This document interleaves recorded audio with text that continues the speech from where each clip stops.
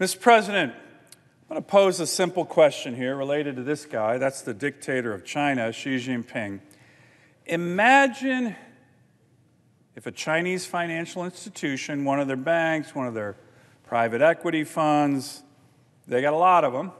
Imagine if a Chinese financial institution started to invest in the United States in big technologies that would make the U.S. military much stronger. What do you think would happen to those executives in China? They're taking Chinese money and they're pouring it in to companies that work directly with the Pentagon, making the U.S. Army, Navy, Marine Corps, Air Force stronger and more lethal. What would this dictator do to those Chinese executives? I'll tell you what he'd do. A, he'd never let them do it, but if they did do it, he'd arrest them, put them in jail, and shoot them at sunup. That's what he would do. Okay? There's not one person in this body, not one person in America, heck, not one person in China that would disagree with that. That's what he would do.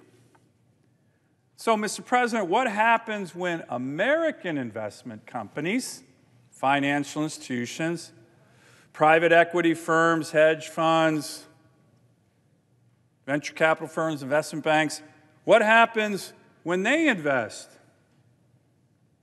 in Chinese companies that make the Chinese military more lethal and stronger? What happens? Answer, Mr. President, pretty much nothing. Worse, we have a hard time knowing which American firms are even doing this. Mr. President, this is a huge knowledge gap and an asymmetrical advantage that our biggest adversary right here, Xi Jinping and the Chinese Communist Party, have over us. They can't invest. They won't invest. You'll get the death penalty if you invest in an American company that will help our military become stronger. We have, who knows, a lot of financial institutions investing in Chinese companies to make their military stronger. We have companies and financial companies are investing in Chinese Communist Party companies that are producing things like advanced semiconductors, artificial intelligence, quantum computing, hypersonics, all technologies that are critical to dominating the 21st century battlefield. This is a giant American national security issue. Now, Mr. President, I don't normally come down on the Senate floor and quote Lenin. I'm not a big fan of Lenin's. But he purportedly said that, quote, capitalists will sell us the rope with which we will hang them. This is a little bit of that going on right now here in the United States of America.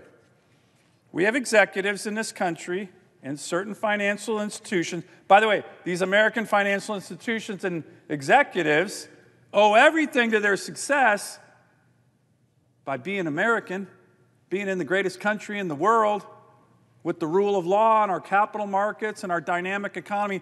Their success is because of the great nation we live in.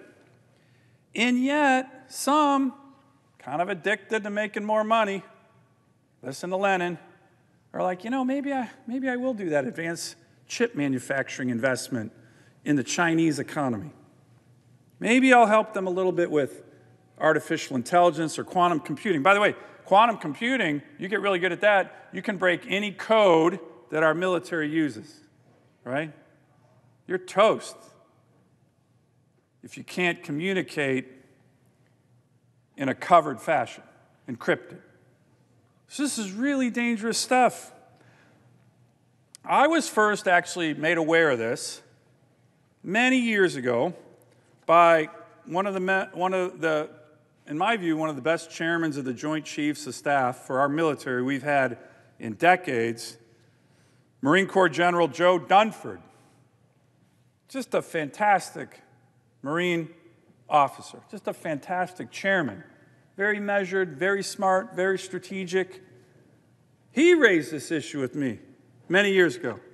Senator, we, America, have financial institutions, American financial institutions, using American investment money, you know, the Iowa teachers' retirement plan, the laborers' retirement plan. They're taking that money, they're investing it in China in some really advanced technologies.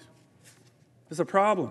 Chinese don't have that kind of investment capital and professionalism to grow these companies, but we do. So this was first brought up to me by a great Marine general. So I started digging into it, Mr. Chairman, over the years and years, and it is a giant problem. Senior administration officials in the Biden administration agree. A whole host of top national security officials in the Trump administration agree. This is a bipartisan issue in terms of the concern. It is a blinking red light for our national security. So some might ask, well, wait a minute. What's wrong with an American financial company making an investment in the Chinese private economy? Well, look, it depends on what part of the Chinese private economy. You want to go, you know, make more hamburgers over there, or, you know, sell, I don't know, refrigerators, that's fine. But these are investments in some of the critical technological needs of the military that will enable whichever military dominates these sectors to dominate the 21st century battlefield. And by the way, there's no such thing as a private company in China. If you're a private equity firm in America, you're saying, well, I'm just investing in this private company in China to help them with their quantum computing capability. We all know that this guy in the Chinese military, the PLA, and the Chinese Communist Party, they own that. They own that. They will take it, use it, dominate it. So, Mr. President, what can we do about this problem? Well, look, there's a lot of ideas on what we can do about this problem. I'm working on legislation that would actually have the U.S. government, believe it or not, and I'm not a big government guy, look into the investments being made by American financial institutions into some of the most high-tech areas of China. What we would call outbound CFIUS. CFIUS is this process for inbound investment. Let's look at what's happening outbound. That's a little more controversial. I think we need it, unfortunately, because we had not a ton, but certainly a number of American financial executives who are like, look, man, whatever, patriotism, I'll leave that at the door. I'm not really worried about that. I'm not worried about that guy. I just want to make a big buck. It's too bad, but we got him. So we need this. But, Mr. President, here's an easier starting point. Let's have a transparency provision that enables us, the U.S. government, to say, all right, big financial American firms or private equity firms or hedge funds, that American investment dollars that you're getting from the, Illinois Teachers Retirement Fund, we want to know if you're putting that into quantum computing that can help this guy dominate Taiwan. We want to know that. We want transparency. Pretty good idea. Now, Senator Cornyn offered a bill, I was a co-sponsor of it, that we attached to the NDAA saying we want outbound investment transparency. We want to know, what are American financial firms doing helping this guy become stronger? Pretty easy. And guess what, Mr. President? Super bipartisan. That bill was brought to the floor as part of the National Defense Authorization Act and passed 91-6. 91-6. Very few things passed 91-6 here. That did, because it made sense. Very bipartisan and relatively simple. It's just transparency. Hey, is Sequoia Capital, and I'm going to talk about them in a minute, big private equity firm, are they investing in quantum computing that can help this guy dominate the world?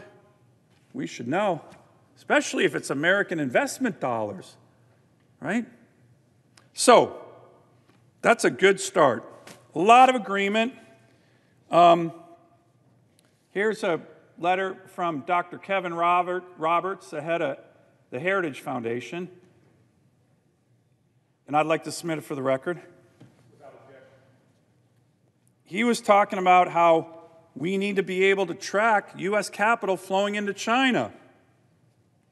And it would be extremely concerning if that Cornyn amendment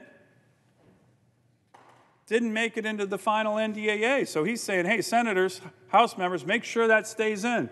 Thank you, President Roberts of Heritage. He also wrote the leadership of the House and Senate, Senator McConnell, Senator Schumer, Speaker Johnson, Congressman Jeffries, saying in another letter, Mr. Chairman, I'd like to submit for the record, saying this is really important, this Outbound Investment Transparency Act, 91-6. Let's get it in the final NDAA. Pretty simple, pretty non-controversial. But, Mr. President, as you know, nothing here is ever simple. Evidently, the chairman of the House Financial Services Committee, Patrick McHenry, I don't know him, seems like a nice guy from what I hear, but boy, is this guy misguided, because it's all over the press that he fought like crazy to strip this provision out of the NDAA. Why would he do that? By the way, he's retiring, so I'm not sure why we give him a lot of say anymore. But somehow, some way, Mr. President, one congressman, Republican, by the way, over in the House, convinced the House to strip this transparency provision that's meant to undermine this bad guy. They stripped it out of the NDAA. So it's not in the National Defense Authorization Act because one congressman said, I don't want it in. 91 senators said we need it in. And by the way, the vast majority of the House wants it in. You have a really strong House member, Congressman Gallagher, who's leading this bipartisan China commission. He says it's really important. Biden administration wants it in. I've talked to Secretary of Commerce Raimondo, Secretary of Defense. They all want it in. But one congressman who's not even going to be around anymore gets to strip it out so we don't know what American investments are going to make this guy stronger. He gets the final say. Mr. President, this is an outrage. And this is not enough of an outrage that Senator Cornyn and I, 2 weeks ago, in a lunch, when the Speaker of the House came to visit us, we said, hey, Mr. Speaker, we're hearing some things about this really important, simple transparency investment provision that you guys might strip it out. Why? Come on. Some of us have been focused on the China threat for years. And now we got one congressman who's leaving. He says we strip it out when 91 senators said we need it. So the Speaker said to me and Senator Cornyn, and we were pretty forceful in the meeting. I'm a big fan of the new Speaker, Speaker Johnson. But he said, well, we might not make it in the NDAA, but we will bring to the floor of the House a vote on the McCall bill. This is the chairman of the House Foreign Affairs Committee, Chairman McCall, who's got an amendment that's very similar to the Cornyn amendment. Actually, it's a little bit tougher. So he doesn't like it. Xi Jinping doesn't like it. So we're like, all right, Mr. Speaker, it sounds like a good compromise. Let's do it. Thank you, Mr. Speaker. Now, Mr. President, since that meeting, I think I got a commitment. I think Senator Cornyn thinks he's got a commitment from the Speaker of the House to a bunch of U.S. senators saying, don't worry, we got this. Since that time, I've been reading press reports. Now, look, the press can get a lot of things wrong. The press is saying, no, actually, the Speaker's not going to bring up a vote on the McCall bill, which, by the way, in the House will get 340 votes, easy. And if that came back here, it'd get 91, maybe more. So it would be super bipartisan. And this guy, this dictator, would hate it. Let's do it. Let's do it. But, Mr. President, just lately, the press is reporting that the Speaker's now saying, maybe I won't do what I told the senators. Maybe I'm going to put some kind of commission together and we'll study it. Well, as you know, when you start studying things here, that's the way to kick the can down the road. So, my first priority here, Mr. President, is to call out the Speaker of the House, say, Mr. Speaker, I'm pretty sure you said you're going to bring the McCall bill to the House floor soon, maybe before Christmas, but certainly in January, and let's get it voted on. We'll pass it here in the Senate. I guarantee you the majority leader will bring it up. Let's do that. So I hope you continue to make that commitment, Mr. Speaker. It would be really disappointing if somehow a congressman who's leaving, teams up with the people who don't want us to know how Americans are investing in this guy's military-industrial complex. That wouldn't be good. So I call on the Speaker to keep that commitment that he made to a bunch of U.S. senators recently and not put forward some kind of baloney commission that's just kicking the can down the road. That wouldn't be good. But, Mr. President, let me end with just the reason, like, why does transparency matter? Why does it matter? Well, I want to give one small example, but it's a pretty good one. This is a firm, it's a venture capital firm called Sequoia. Now, very successful. Americans, they've benefited from being an American company, working in the American economy, really, really smart guys and women, highly successful. Their executives are very wealthy, and that's great. This is a capitalist country. I love that. But, Mr. President, they were also known as one of these firms that were doing what I said, making big investments, big, over many, many years, in very high-tech components of the Chinese economy. Advanced computer chip manufacturing, quantum computing, things like that. And I think that's wrong, that Americans and American executives and American investment dollars are going to China to help develop weapon systems that will be used to kill U.S. Marines and U.S. sailors if we ever get in a fight in the Taiwan Strait. So Sequoia Capital came to meet with me a couple years ago, and I essentially told them that. Hey, look, you're very successful. It's great. You live in the greatest country in the world. You've done a lot to help our economy, but why are you helping the Chinese economy? And why are you investing in things that are going to give them a military advantage over our soldiers, sailors, airmen, and Marines? Why are you doing that? They didn't have a good answer. It wasn't a very cordial meeting, to be honest, because we didn't see the same way. But at the very end of the meeting, actually, one of them got up and said, well, you know, Senator, if we don't do these kind of investments in China, the Saudis and Emiratis will. I was like, wait, what? That's your drop the mic argument at the end? You requested the meeting with me.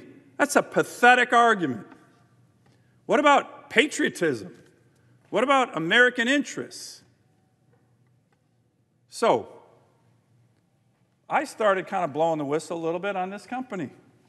In hearings and stuff, we did a lot of research. They were doing a lot of big-time investments in some of the highest tech elements of the Chinese economy that will help their military kill American sailors and Marines, soldiers, if we ever get in a fight. That's wrong. And so we started, some of us, putting a little pressure on these guys. Transparency. Calling them out. Americans doing this kind of thing. Well, Mr. President, some of that worked. They announced a big separation agreement. They're not going to do it anymore. They're getting pressure from the Congress. By the way, legitimate pressure. And here's a headline from the Wall Street Journal. Sequoia made a fortune investing in the U.S. and China high-tech technology that will help their military. And then it had to pick one. It had to pick one because members of Congress were saying, enough. That's transparency. So we want to know how many more Sequoias are out there, Mr. President. It's a pretty legitimate ask. It's actually a very legitimate ask. It's so legitimate that 91 U.S. senators voted for this. And we got one congressman over there who's leaving, not sure where he's going. Maybe he's going to Sequoia Capitol. And he's blocking it. So we need to fix this. We need to make sure the majority, the vast majority of U.S. senators and U.S. House members who want transparency on this really important national security issue, that this gets fixed. So once again, I'm calling on the Speaker to keep his commitment, bring the McCall bill to the floor soon, next week, 2 weeks, January. But don't let one congressman who's walking out the door thwart the vast, vast majority of the United States Senate and the United States House on a very important national security issue. You know, Mr. President, a lot of us talk a lot about China and the threats. I've been coming down here since I got elected, 2015, talking about the challenges of this dictator. He is a menace, dangerous, and they're growing, their power. But you know what? A lot of it's talk. A lot of it's talk. This was something that was action. Wasn't a huge deal. Transparency, action. And right now, we got Republican House members, hopefully not the Speaker, but certainly the chairman of the Financial Committee, Banking Committee, who are saying, no, I want to keep it in the dark what Americans are doing to invest in making this guy stronger. That's wrong. 99.9% of Americans would think that's wrong. So we need to fix it. The House needs to take some leadership on this issue. And my Republican colleagues who keep talking tough on China, it's time to act. It's time to act. I yield the floor.